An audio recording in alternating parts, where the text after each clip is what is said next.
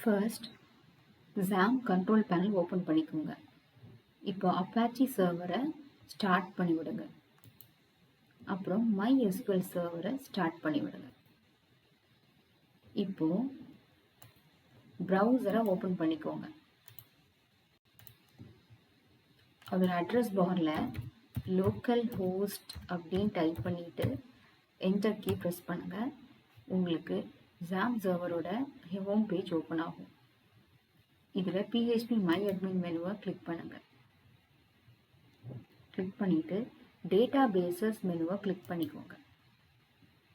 So நீங்கள் install பண்ணியிருக்கிற MySQL என்னெல்லாம் டேட்டாபேஸ் க்ரியேட் ஆகிருக்கும் அது லிஸ்ட் ஆகும். புதுசாக டேட்டாபேஸ் க்ரியேட் பண்ணுறதுக்கு இந்த டேட்டாபேஸுங்கிற நேமில் டேட்டாபேஸ் உங்களுக்கு என்ன நேம் கொடுக்கணுமோ அதை கொடுத்துக்கோங்க. நான் இப்போ sample3 கொடுக்குறேன். வேறு எதுவும் பண்ண வேண்டாம். கிளிக் த க்ரியேட் பட்டன். இப்போ டேட்டாபேஸ் க்ரியேட் ஆகிடுச்சு. இங்கே பாருங்கள் சைடில் sample3 புதுசாக வந்து க்ரியேட் ஆகிடுச்சு.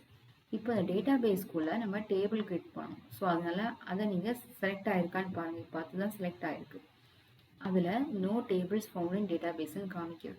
இப்போ டேபிள் க்ரியேட் பண்ணுறதுக்கு இந்த க்ரியேட் டேபிள் டேபில் டேபிளுக்கு நேம் கொடுங்க. நான் ஆர்டர் 1 அப்படின்னு கொடுக்குறேன். அப்புறம் இந்த டேபிளில் எத்தனை காலம்ஸ் வேணுமோ அதை வந்து இந்த நம்பர் ஆஃப் காலம்ஸில் ஸ்பெசிஃபை பண்ணணும். எனக்கு வந்து 4 காலம்ஸ் போதும். ஸோ நான் 4 கொடுத்துட்டு கோ கொடுக்குறேன். அப்போ 4 காலம்ஸ்க்கு அதோட நேம் என்ன டைப் ஆஃப் வேல்யூ நம்ம ஸ்டோர் பண்ணுறோம், அப்புறம் ஏதாவது key primary key foreign key இந்த மாதிரி செட் பண்ணணும். அதில் நம்ம செட் பண்ணிக்கலாம். இப்போ ஃபஸ்ட்டு நான் ஃபீல்டு வந்து o_id அப்படின்னு கொடுக்குறேன். ஸோ இது வந்து டைப் ஆஃப் த டேட்டா வந்து நான் நம்பர் இன்டிஜர் தான். அண்ட் இந்த இண்டெக்ஸில் போயிட்டு என்ன பண்ணணும்னா நான் ப்ரைமரி கீ அதை செட் பண்ண போகிறேன். அதனால் ப்ரைமரியை கிளிக் பண்ணுங்கள். ஸோ இப்படி ஒரு ஆட் இண்டெக்ஸ் அப்படின்னு ஒன்று வரும். இதில் எதுவுமே நீங்கள் சேஞ்ச் பண்ண வேண்டாம். கோ கொடுத்துட்டா போதும். இப்போ இது வந்து ப்ரைமரி கீயாக செட் ஆகிடுச்சு. ஸோ நெக்ஸ்ட்டு காலம் வந்து o_name கொடுங்க. தட் இஸ் நேம் நான் ஸ்டோர் பண்ணுறதுக்கு. அது வந்து நேம் எப்போவுமே வேர்கார் டேட்டா டைப் யூஸ் பண்ணிக்கோங்க. லென்த் வேணால் ஸ்பெசிஃபை பண்ணிக்கோங்க. நெக்ஸ்ட் வந்து நான் என்ன கொடுக்குறேன் அப்படின்னா ப்ரைஸ். ஸோ ப்ரைஸ் வந்து எப்போவுமே டபுள் வேல்யூ தான் இருக்கும்.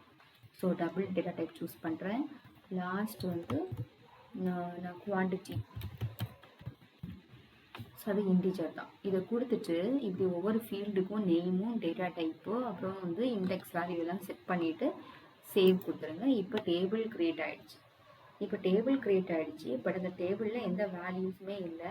நீங்கள் பாருங்கள் ப்ரைமரி கீ செட் பண்ணதுனால அந்த காலம் பக்கத்தில் நேம் பக்கத்தில் ஒரு கீ வந்து இருக்குது. நீங்கள் அதில் கர்சர் ப்ரைஸ் பண்ணிங்க அப்படின்னா அது வந்து ப்ரைமரி அப்படின்னு டிஸ்பிளே ஆகும்.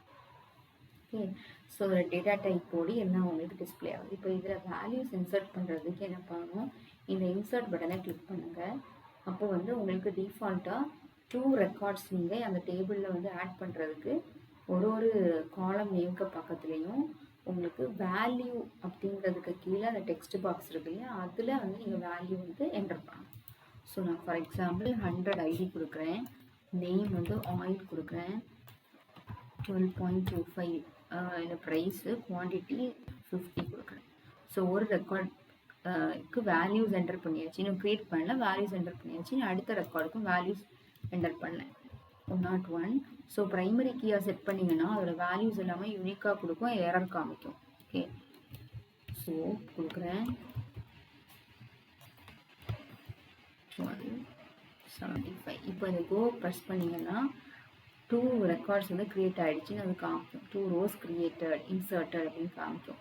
இப்போ இந்த டேபிள் ஆர்டர் 1 நீங்கள் கிளிக் பண்ணிங்க அப்படின்னா உங்களுக்கு அது இன்சர்ட் ஆகிருக்கிற அந்த வேல்யூஸ் வந்து டிஸ்பிளே ஆகும்.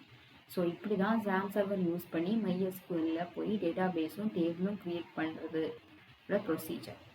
தேங்க்யூ.